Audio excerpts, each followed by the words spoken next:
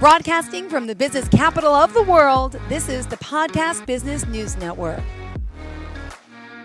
We are back with our friend, Dr. Bonnie Ring. She's also an established author, Episcopal priest, also a reverend, and of course, a licensed psychologist. And she's from Half Moon Bay, California. She's been helping so many for many years with all she does. And she's in our Hall of Fame.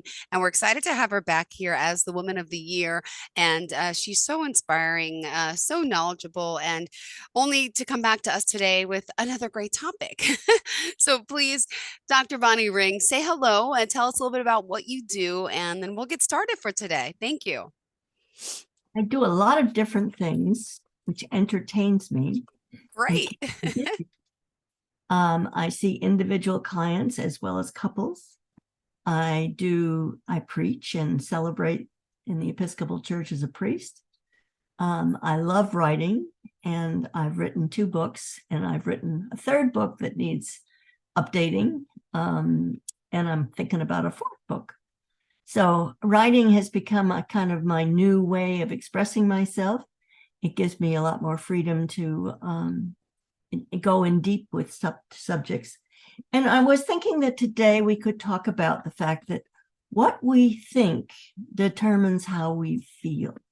Mm-hmm. This may be a surprising set of notions for you, because when you wake up in the morning, you have an immediate sense of, I feel good about today, or I don't feel good about today.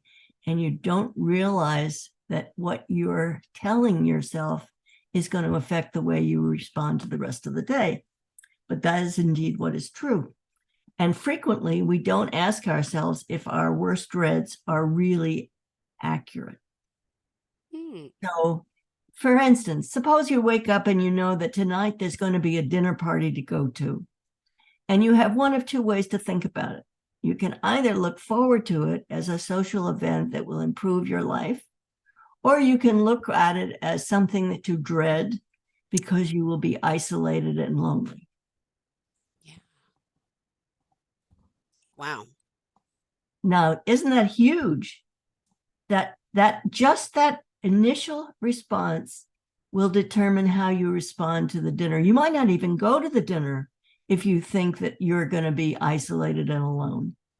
And then you have no chance at all to change your attitude.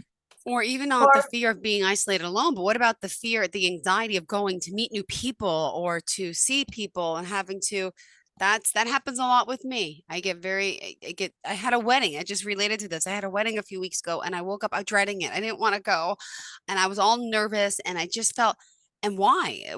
Because I just didn't know the people. So I was scared. I was nervous. And I went and ended having a great time, but I did wake up dreading it. And I know that could set the mood for the day.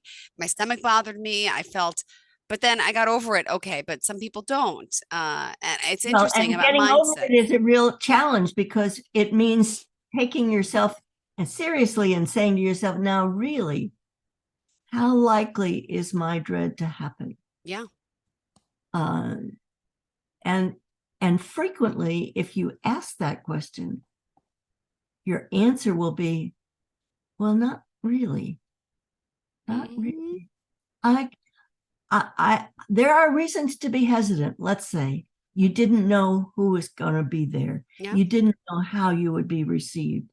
But you can also prime yourself and say, well, this is my chance to meet some new people. Yeah. This is my opportunity to present my best self. This is my opportunity to find something new about today that I hadn't anticipated. And so really programming what you think about what you're about to do is very, very important. If you wake up and you look at the weather and you say, oh, it's a dreary day, you can make it a dreary day just because you've thought that thought. Yeah. But if you wake up in the morning and say, oh, well, it's cloudy, but at least it's not raining. You've told yourself a whole different story. And I like to think about the fact that when we experience negative feelings, when we address the potential of a gloomy day, then we are likely to have all sorts of other side effects. We can become instantly angry for no good reason, just because we're uptight. Mm-hmm. And we can become foodaholic because we're trying to make our nerves quieter. Yep. We're trying to make ourselves feel good. There are ways to make you feel good without increasing your weight, believe me. And many of us don't know them.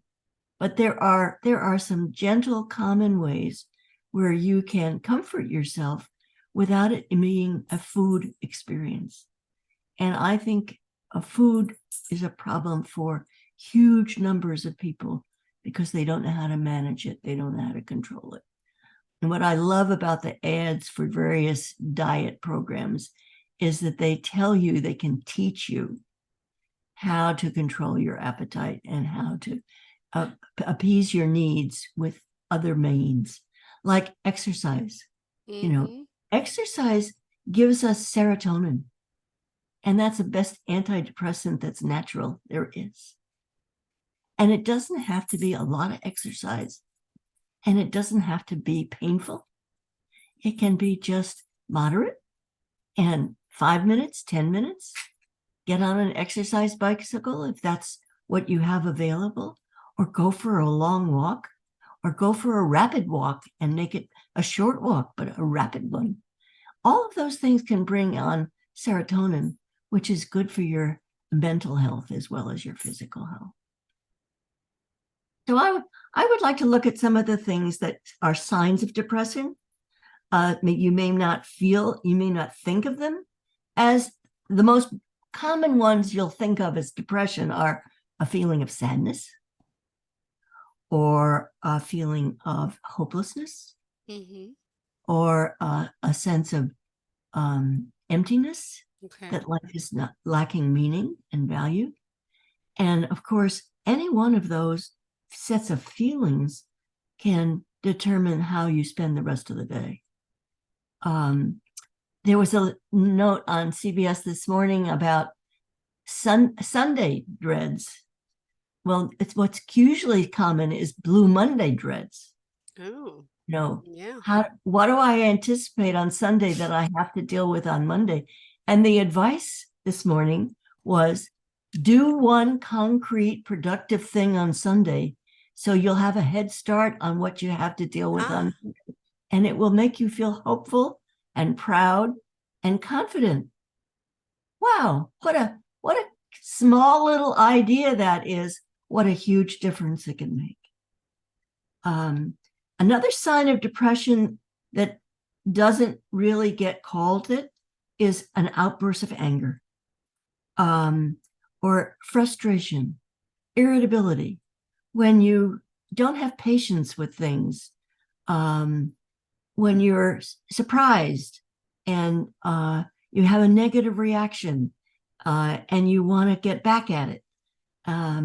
Those kinds of attitudes are really negative, and they can influence the rest of your whole day. I had a day yesterday where nothing seemed to go right. Everything from being interrupted while I was praying with music that was inappropriate to going to a play where I couldn't see half the scene because it was behind a screen. And, when I came home, I had trouble sleeping. And then I said to myself, why don't you pay attention to how you feel and what you need? So I turned the light back on, and I just sat and I thought about the day, and I thought about all the things that had happened that I hadn't really enjoyed. And I said, you have a right to feel this way. So maybe tomorrow you'll have a more direct way of controlling your day so that it can be what you want it to be. And yes, that set the stage for my Monday to be better than Sunday. But I had to think about it. I had to push myself past my sense of despair that, one bad day could lead to another. Another sign of depression, which people don't recognize is a sign of depression, is sleep difficulties, insomnia. Now, what is really happening with insomnia? It's your brain won't stop. You won't stop thinking. And when you think, what you think is negative. So you start anticipating bad things happening. Looking for a job. What a difference it makes whether you wake up in the morning and you think, today I might find the one I really want, versus, oh, it's another day of job hunting that's hopeless. Yeah, that attitude, that Debbie Down. I call that a Debbie Downer attitude. My mother, when she was alive, she had it. And then there was a character on Saturday Night Live, Debbie Downer. Everything was woo, woo, woo. Yeah. Yeah, it makes a huge difference.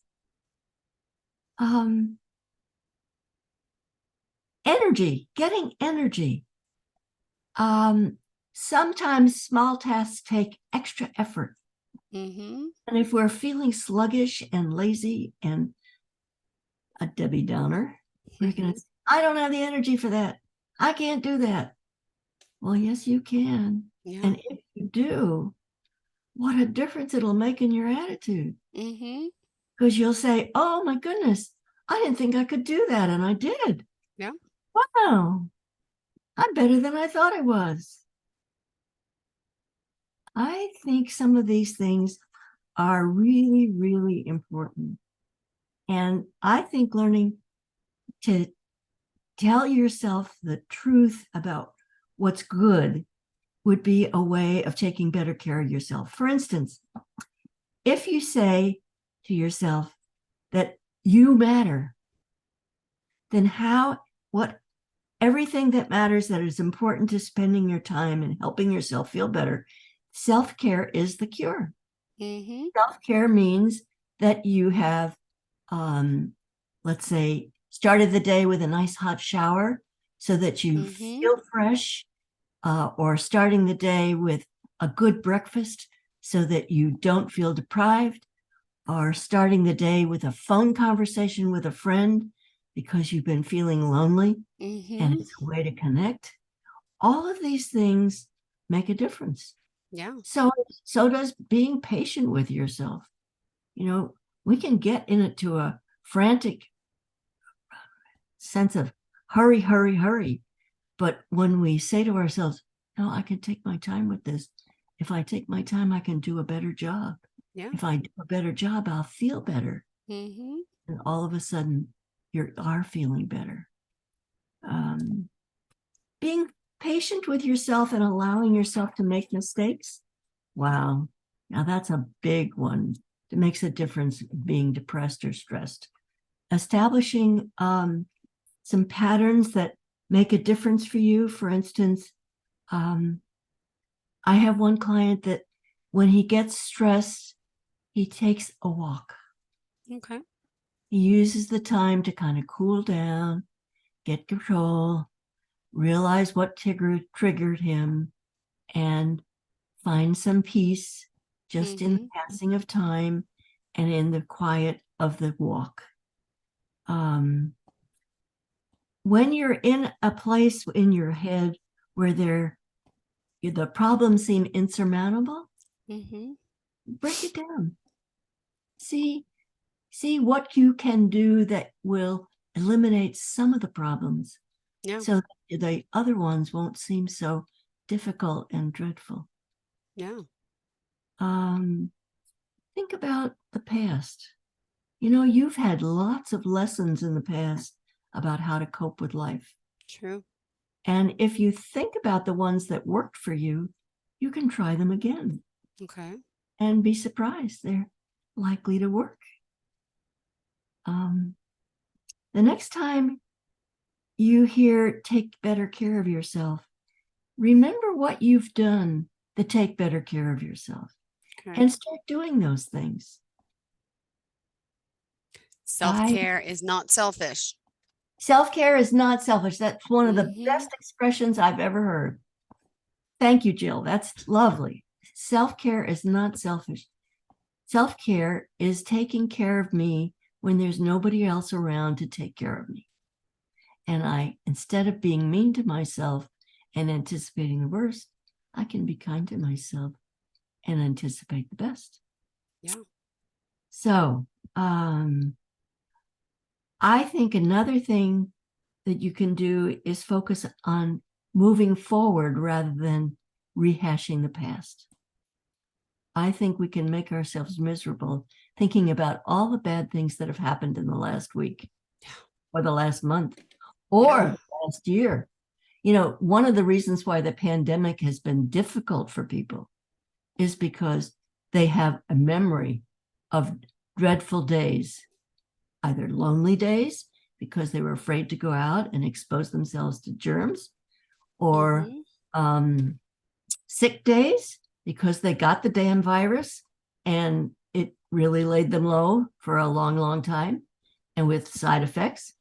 Getting your booster shot is a way of saying, I'm going to be better this winter than I was last winter. Yeah. I'm going to do the flu shot. I'm going to do the COVID shot, and I'm going to be in better shape. And that sets you off to anticipate a better time. Yeah.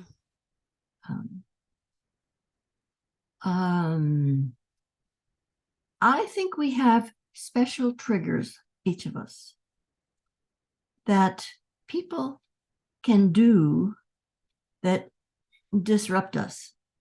For instance, somebody making a comment about how you appear, and it's not positive, it's critical.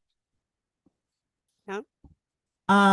Isn't it much nicer if somebody notices that your jewelry matches your dress, or that your tie is colorful and happy? But if somebody says to you, oh, you look like you just threw yourself together. Oh, what a downer that is. Yeah. What a dreadful way to start the day. Mm-hmm. In fact, one of the things I do to make myself feel better is what I choose to wear. Mm-hmm. If you put on something that you look good in, you'll have a better day than if you put on something that has a dreary color or doesn't shape well, doesn't become you, and you never liked it anyway. And why is it still in your closet? Mm-hmm. You know, having a closet clean out day. There are lots of charities that would love any of those things that really aren't your special day. Yeah. They're not your special color. They're not your special style. And so getting rid of them is a way of making yourself feel better. Little things, just little things, can make a big difference. Mm-hmm. And Dr. Bonnie Ring, just remind us, I don't think we established off the top, but if you go to drbonniering.com, you can find out more information. Let's continue. Oh, drbonniering.com. That is a good website for learning about me as a psychologist.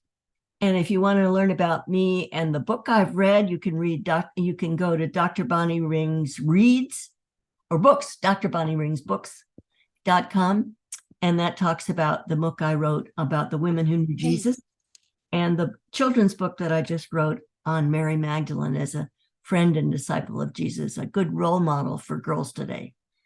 A lot of negative things have been said in the past about Mary Magdalene, and none of them are true.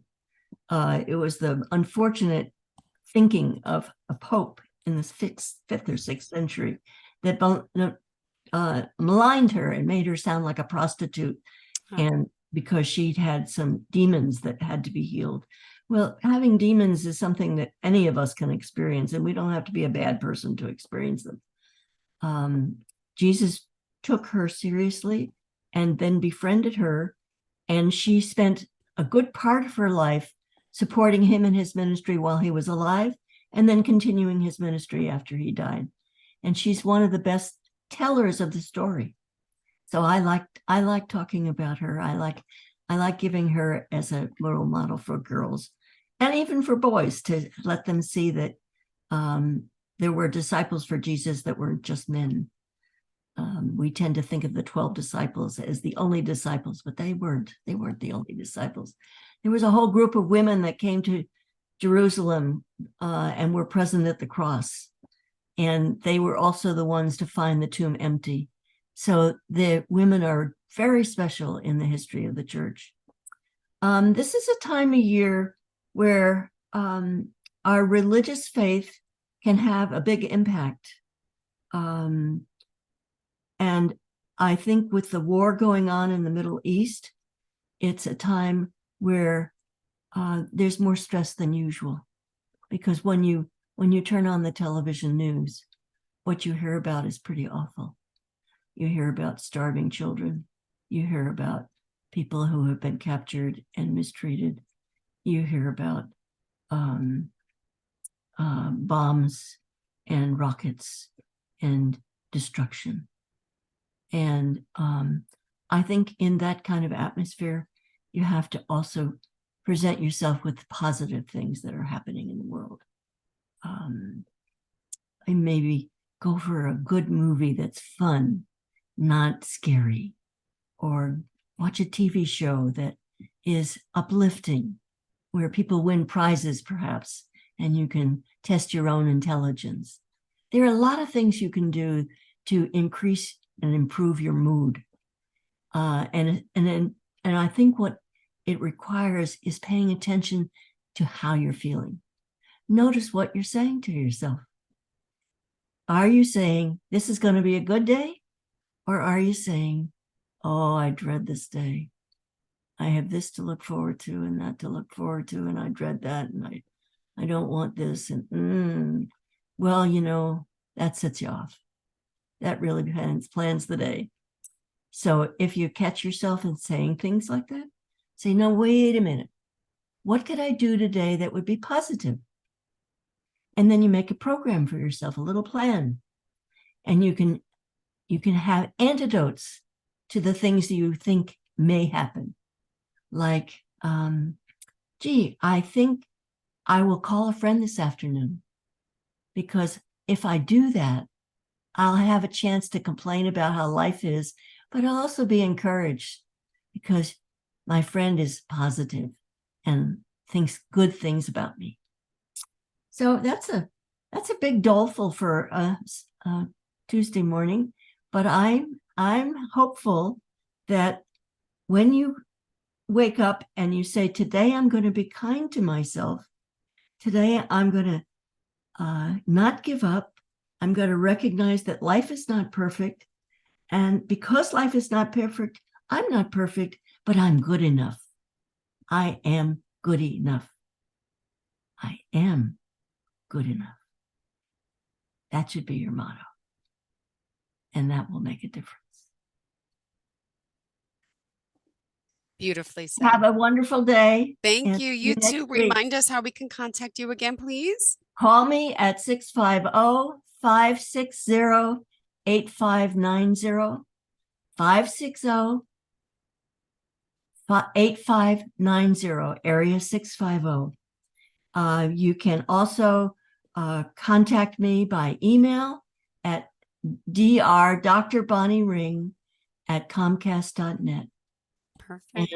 And you can learn much more about me. Go to Amazon and put in my name, Dr. Bonnie Ring, and you'll see the 2 books that I've written that are already quite successful, and more that will come in the future. Beautiful. Thank you so much. Pleasure having you as always. You have a fantastic day, okay? Yes. Goodbye, All right. Jill. Bye, sweetheart. We'll talk soon. Have a great week. Bye-bye. Thank you.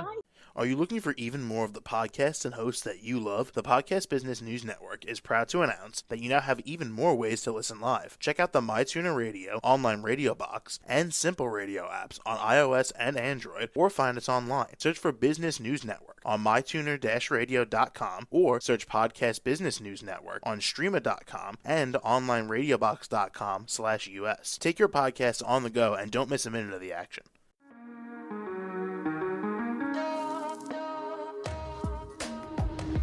Broadcasting from the business capital of the world, this is the Podcast Business News Network. For nearly 2,000 severely injured veterans, everyday life has become filled with barriers.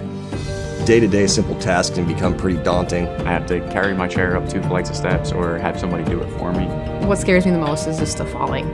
When I'm struggling with my house, I think, to have that one great barrier just knocked down, it's crucial. Home for Our Troops is a wonderful nonprofit that builds a mortgage-free, fully adaptive, handicap-accessible house. And there's no catch. It'll be our very first home that we've ever owned. This is a game changer. This is where your life begins again. We need you to join us in completing this important mission. Please visit hfotusa.org and help build homes and rebuild lives. Because of you, everything's going to be okay.